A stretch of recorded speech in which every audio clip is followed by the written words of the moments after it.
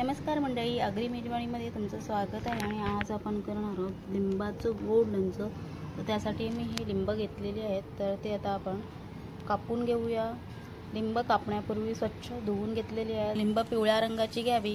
लिंब घेताना ती पातळ साईजची घ्यावी, म्हणजे लोणचं लवकर मुरतं आणि लोणचं कडवट होत नाही. जर तुमची लिंब जाड साईजची असतील तर कडवटपणा उतरण्याची शक्यता असते.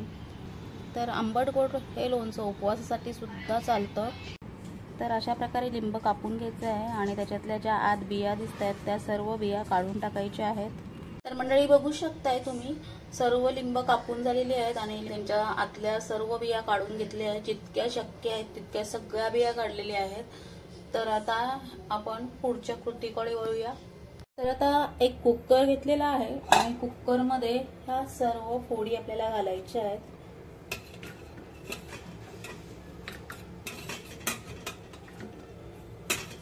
इथे मी लिंबाचे 2 भाग केलेले आहेत, तर याचे तुम्ही छोटे छोटे 8 भाग केलेत तरी सुद्धा चालेल. तर आता मी यामध्ये जेवढे लिंब आहेत तेवढी साखर घालून घेते, थोडंसं सैंधव मीठ. हे लोणचं आंबट गोड चवीला असल्या कारणाने तुम्ही उपवासाच्या दिवशी देखील खाऊ शकता, कारण ह्यामध्ये आपण मिरची पावडर घालणार आहोत आणि साखर मीठ, त्यामुळे हे तुम्ही उपवासाच्या दिवशी देखील खाऊ शकता. तर आता ह्याच्यामध्ये आपण मिरची पावडर घालूया. जसं तुम्हाला तिखट आवडत असेल तशी घाला. मी इथे 2 मोठे चमचे मिरची पावडर घालत आहे. ही पावडर घातल्यानंतर हे सर्व मिक्स करायचं आहे.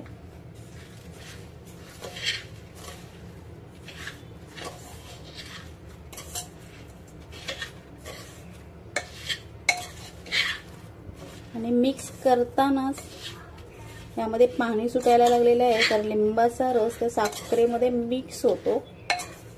तर यामध्ये मी थोडंसं पाणी घालणार आहे. आता पाणी घालून झालं. यामध्ये आपण साखर, लिंब, मिरची पावडर आणि मीठ घातलेलं आहे. आता आपण कुकरला झाकण लावून घेऊया. तर मंडळी, कुकर गॅसवर ठेवलेला आहे. गॅस हाय फ्लेमवर ठेवलेला आहे आणि आता आपण 7-8 शिट्ट्या काढून घेऊया. तर कुकरला 7-8 शिट्ट्या घेतलेल्या आहेत. झाकण काढून घेऊया. कुकर गार झाल्यावर झाकण काढायचं आहे. लिंब छान शिजलेले आहेत आणि हा जो सिरप तयार झाला आहे तो खूप पातळ झालेला आहे.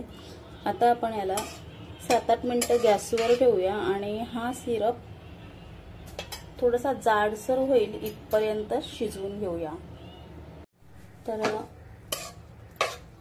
5-6 मिनिटं शिजवल्यानंतर तुम्ही बघू शकताय मस्त जाडसरपणा आलेला आहे. आणि आता हे आपण गार करून घेऊया. तर तुम्ही बघू शकताय लिंब सुद्धा शिजलेले आहेत आणि मस्त मऊ झालेलं आहे. तर हे लिंबाचं लोणचं तुम्ही लगेच खाऊ शकता. अशा प्रकारे हे लिंबाचं लोणचं तयार झालेलं आहे. लोणचं आपण गार करायला ठेवूया आणि गार झाल्यानंतर आपण त्याला एका बरणीमध्ये भरून ठेवूया. हे जे लोणचं आहे ते भरण्यासाठी मी ही काचेची बरणी घेतलेली आहे आणि ती उन्हामध्ये चांगली सुकवून घेतलेली आहे. तर या बरणीमध्ये आपण हे लोणचं भरणार आहोत.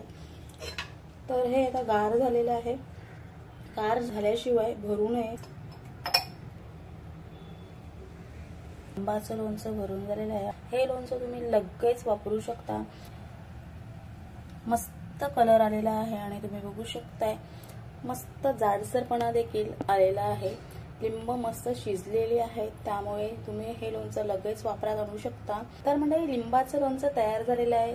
आंबट गोड आणि तिखट चवीचं खूप चटपटीत हे लोणचं आहे. हे लोणचं तुम्ही भाकरीसोबत, चपातीसोबत खाऊ शकता. लहान मुलांना देखील तुम्ही हे लोणचं देऊ शकता, कारण चटपटीत असं लोणचं लहान मुलांना देखील आवडतं. हे लोणचं तुम्ही उपवासाला देखील खाऊ शकता.